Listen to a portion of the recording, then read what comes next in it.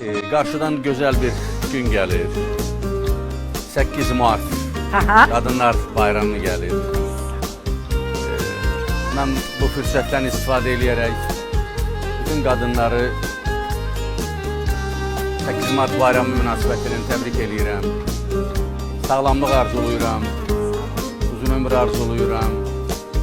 Bütün gözəl qızlarımıza xoşbəxtlik arzulayıram, ailə səadəti arzulayıram. Analara